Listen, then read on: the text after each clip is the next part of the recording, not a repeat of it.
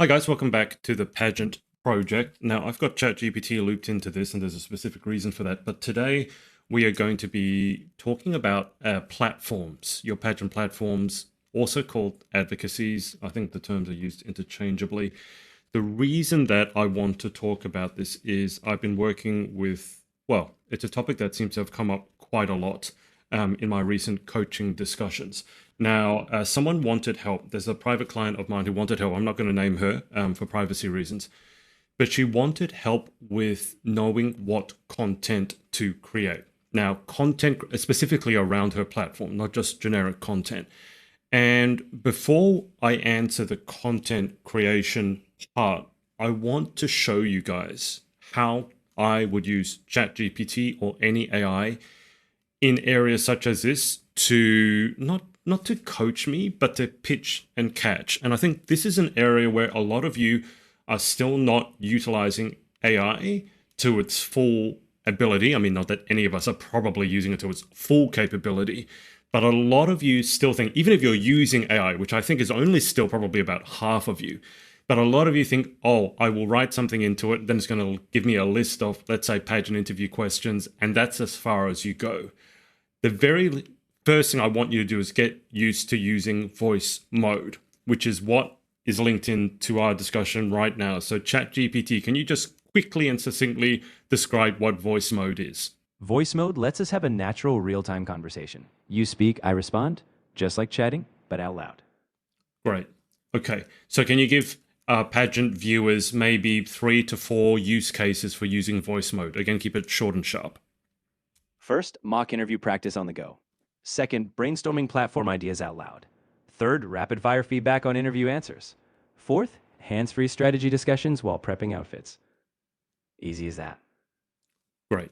Okay. And also importantly, you can feed ChatGPT, for example, images of your outfit, and it can actually act as a stylist. Now, is it going to be as good as a professional stylist who's really good at what they're doing? No, but it is probably 70 to 80% of the way there, and it's always improving. And even if you take on a stylist or an interview coach or a walking coach, you want to know as much as you can, I think, before you hit up the so-called experts, just so that you know that you're not being taken for a ride. But to go back to today's question, so my client has an advocacy that was centered around weight loss. So her central question was, how do I create content around this idea or this platform, given that discussing weight loss is kind of a taboo subject? Now, before I show you how I would loop ChatGPT into this, I want to start with a couple of things. So 3 things here. Number 1, you should always begin with the end in mind. Start with the result. What's the result you're after? Don't just start creating content. I want you to know why you're creating it. So in this case specifically, what is the result you want with your platform? Now, to be completely clear, not every pageant necessitates you or requires you to have a platform. That's not to say that you shouldn't have one. But if you take something, for example, such as Miss USA, or I think an even more extreme example would be Miss Grand, you really don't need to have a platform. And so I need you to be super clear upfront, upstream, what's the actual result you're after? So I have a few possibilities here. So for example, are you after a certain number of followers? Are you trying to get a certain policy, maybe legislation implemented? Is there a certain public figure or celebrity that you want to interview? So start with the end goal in mind. If you're going to put the hard work into developing a proper platform, what's the result? And by the way, if you don't want to put the hard work into it and you're just starting it because a pageant requires it, then I honestly don't have a conversation for you, because do whatever you want then, because you don't really care about it. So I'm assuming here that you do actually care about it and you want to do some real great work that's contributing back to society in some way. So that's number 1, start with the result. Okay, now number 2, even if you know your result, you need to know your own message and brand. So for example, if we're talking about weight loss, is the point of your brand to discuss weight loss tips or how you can lose weight? Or is your brand about how to increase your health? Is your brand more about overcoming a certain aspect? So maybe it's polycystic, is it PCOS, polycystic ovary syndrome? or maybe it's something like diabetes. So you need to also know what your message or your brand is. Even after you know the result, what is your message or what is your brand? And remember, this is point 2. And a really easy way to think of this is what, for whom, and how. What, for whom, and how. So for example, what is your message? I'm here to help you reclaim your health. For whom? Who am I targeting? Well, I'm targeting young women in America. How? I'm going to show them how I did it. I'm going to share healthy recipes, healthy workouts, etc. You could have another advocacy. Let's take, for example, an environmental one. What am I going to do? I'm going to reduce the use. So what? I'm going to reduce the use of single-use plastics. For whom? Well, let's say it's everyone within a certain state in America, and maybe that certain state has a big problem with a lot of dumping and a lot of plastic use. Maybe it's ruining the environment. So that's for whom. How? I'm going to enact legislation. I'm going to get in front of a senator or some sort of politician. So those are the first 2 things I need you to get clear on. Number 1, just a reminder, know your result. Why are you doing this platform? What's the end result you want? And then number 2, you need to get really clear on your messaging or your branding.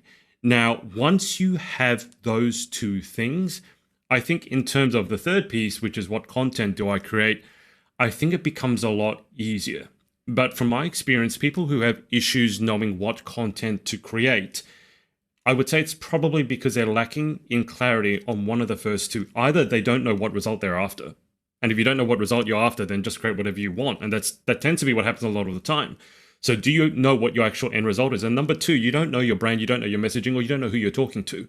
Because, for example, talking to young mothers, you're going to use a very different tone and probably even different formats of content than you would, for example, if you were trying to address preteens, which will be different again to if you wanted to, let's say, get your message across to people who are in retirement homes or in assisted living. It may also influence even where you post. So, for example, if you want to reach the older demographic, I'm thinking probably Facebook, right? If you want to go more young, like preteens and teens, TikTok, maybe Snapchat, that middle ground, like 25 to 34, let's say, or 18 to 35, and pageants specifically, then you're over-indexing on Instagram because that's really where most of you are. So those are number 1, number 2. Now, when it comes to content creation, okay, so what content can I create around weight loss, given that it's potentially a taboo subject?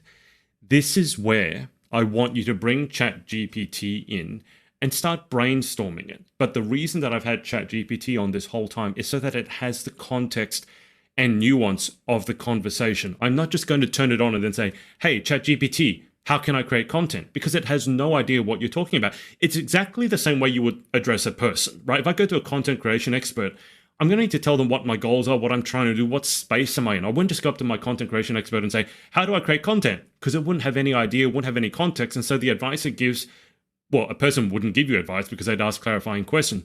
ChatGPT would probably give you some advice, but it'd be generic at best. I think in this day and age, it would actually say, well, hey, what content are we talking about? But given that ChatGPT has been listening to our entire conversation here, ChatGPT, give the people your thoughts. So we're talking about a potentially taboo subject in the pageant space. What content creation advice would you give them? First, frame the message around holistic well-being. Highlight physical, mental, and emotional health, not just weight. Second, share personal stories of resilience or empowerment. Third, provide actionable educational tips like balanced meals, better sleep, or stress management. Fourth, involve community voices, interviews, collaborations, or shared journeys. Keep it positive, solutions-focused, and aligned with your audience's values. Okay, now I think that's a really great start. If we wanted to make it more practical, we don't leave the conversation there. So let's say ChatGPT, this person wants to post once a day on weekdays. So we're looking at 5 posts per week. What are the 5 different types of content they could create, let's say Monday through Friday? On Monday, share a motivational story, someone's journey toward better health. Tuesday, post an educational tip, like a nutrition or fitness fact. Wednesday, do a Q&A, answer follower questions about holistic health. Thursday, collaborate, feature a guest or community member's advice. Friday, reflect, share a personal insight or a weekly recap to inspire the weekend. Right. Okay, now you don't have to accept what ChatGPT says, but the whole point is this is a brainstorming session or a pitch and catch session. So let's say maybe you wanted to share healthy recipes. ChatGPT, what would you say about that? Healthy recipes would be a fantastic addition. You could do something like Healthy Recipe Tuesday, where each week you spotlight a delicious, balanced meal that aligns with your platform. Keep it easy to follow, relatable, and emphasize how it supports overall wellness. Okay, so guys, I'm not going to go through this entire conversation because there's no need for me to. The whole point of what I'm showing you today is how to use AI properly in such a way that it is really useful to your pageant goals. It is cheap, if not free, and it's going to get you, I would say, about 80 to 90% of the way there. The final 10 to 20%, sure, you will want to bring in not just coaches, but really expert level coaches who maybe have nuance or actual lived experience in a way that no generalized AI could. The problem that I think a lot of you, when you are asking me questions, I can give you an answer, and you might even pay to have a coaching session with me to get an answer. But I really feel like turning around a lot of the time and saying, you know what, you could have gotten just as good an answer, if not better, from ChatGPT. And when I say better, it's not because ChatGPT knows more than me or any other coach. It's because you can have these pitch and catching sessions whenever you want. You could have them 5 days a week. You can have them when you're out on your walk. You don't have to turn on your camera, worry about time zones. You just turn it on. You can Bluetooth it to your headset or Bluetooth it to your car. And you can be having these brainstorming sessions in your car or whilst you're out on your walk, and then you have a transcript of it afterwards and you can continue to work on it. So ChatGPT, just give me your thoughts on what I just said. I'd say you've nailed it. The key is that AI is a fantastic tool for ideation, iteration, and consistent support. It won't replace the deep expertise of a specialized coach, but it fills in the gaps, especially when you're refining, brainstorming, or staying on track. It's always available so you can work out ideas anytime and show up to human coaches with a clearer vision. Okay, and then to be even more specific, right? Let's say we're developing that healthy recipe idea. If we're being a bit smart about this, a bit strategic, what is a food that a lot of pageant girls love? And for me, well, from what I've heard, pasta, Italian food in general, pasta or sushi are two of the big ones. Now, sushi is pretty healthy, right? But pasta has a lot of empty carbs. It's perhaps not the best. So let's try this. ChatGPT, I want to do a healthy recipe post, but I want it to be around a healthy version of, let's say, a pasta dish. What have you got? Give me some suggestions. You could do zucchini noodles, zoodles, with a lean protein like grilled chicken or shrimp. Or try whole wheat pasta with a tomato and vegetable medley.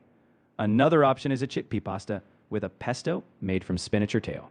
You get the comfort of pasta with more fiber, protein, and nutrients. All right, now this is where it's interesting because this really is pitch and catch. So zucchini noodles, at least the way that I did them in the past, because I used to be basically a vegan or raw foodist. You get a zucchini. I think you guys might call them courgettes, but you get a speed peeler, and then you begin peeling the zucchini. And as you do that, and you turn it around as you're peeling it, as you do that, it becomes these beautiful sort of fettuccine-like strips. And then you don't even need to cook them. You just sprinkle a little bit of salt on them, and that brings the moisture out of them so they're not wet. And then after that, they're good to go. And you can put any pasta sauce you want on it. And it has a nice taste because it's got that bit of salt on it. Actually, as I'm saying this, I'm getting really hungry. So ChatGPT, is that what you meant by zucchini noodles, what I just described? Yes, exactly. Those ribbon-like zucchini strips or spiralized noodles are often what people mean by zoodles. They're quick, fresh, and a fantastic pasta substitute. And yes, a little salt does the trick to get them just right. All right, and then take it a further step. A lot of pageant girls want to make sure their protein intake is up. So ChatGPT, final question for you. How could we do a zucchini noodle dish and make sure it's packed with protein? You can top those zoodles with grilled chicken breast or sautéed shrimp for a lean protein boost. If you prefer plate-based, add chickpeas or a tofu scramble. Pair it with a protein-rich sauce, like a Greek yogurt pesto or a cashew-based Alfredo. It'll be filling, balanced, and still pageant-friendly. And by the way, guys, now ChatGPT can also create very good images and graphics. You may have seen some of them that I've generated from my own Instagram. You could get it to generate a photorealistic version of this dish. In fact, ChatGPT, can you create a photorealistic image of this dish that you're describing? Let's say the zucchini noodles with chicken breast and a bit of, let's say, tomato-based sauce, right? And picture it like you would in a fancy food magazine, so it looks really appetizing. Okay, now as it turns out, ChatGPT can't generate images in voice mode. So I've turned voice mode off and told it to go away and generate the image, which it's doing now. But what I will do, if you are listening to this on our podcast, or I encourage you to come over to our Substack or the pageantproject.com, I will put the image it generates in our post so you can have a look at it. And I'm looking at it now. Now I'm so hungry. It looks amazing. But my point is, when it comes to content creation, make sure you're answering the right question and make sure you're answering the most important question first. And again, the most important question is going to be number one, what's the result? Whether it's why are you doing the pageant, or why are we doing our platform, or why are we creating social media? What is the end result you're after? Because I promise you the result is you're not just wanting to post a lot of content. What's the actual result? Once you have that, you do need to narrow down on your message and branding. And remember, I said, for me, a very easy way to picture that is what. So what do you do, for whom, and how? Once you get those first two pillars, so your result and your brand messaging, content creation becomes so much easier. Use AI to guide you through a process like this. Give it the context, and then pitch and catch with it, brainstorm. Please do not just turn it on and say, hey, give me content creation ideas. Or even, hey, I'm a pageant girl. I want to talk about the environment. Give me some content ideas. I promise you, the quality of the result that you get from AI is completely dependent on the quality of your question.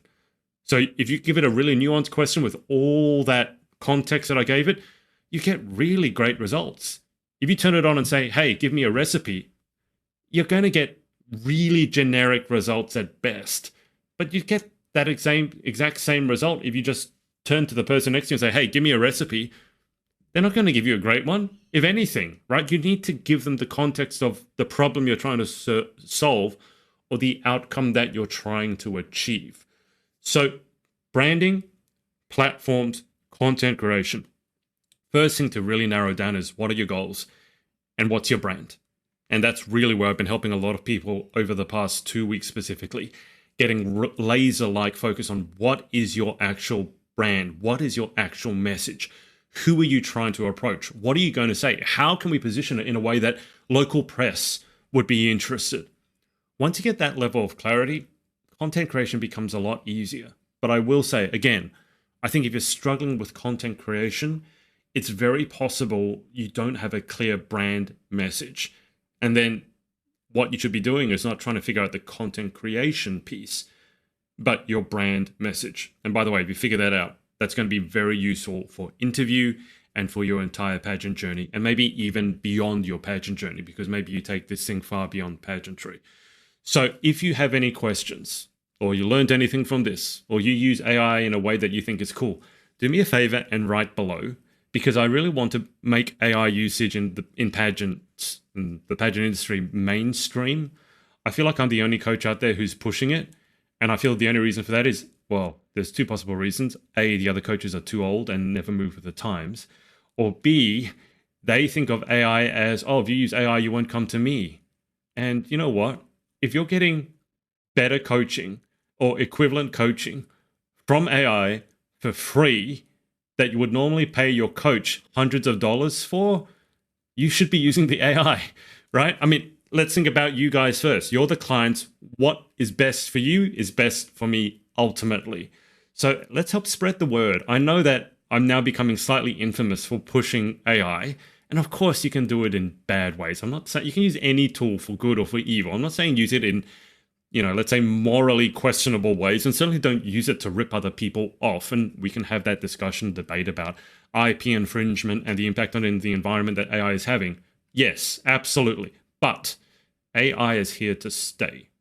And so you might as well use it to your advantage, because no matter what career you're in, AI is going to revolutionize every industry. So as I said, any questions, any feedback, any AI use cases that you've been using that maybe I haven't thought of, let me know in the comments below. I'd love to pitch and catch with you. All right, guys, speak to you next time.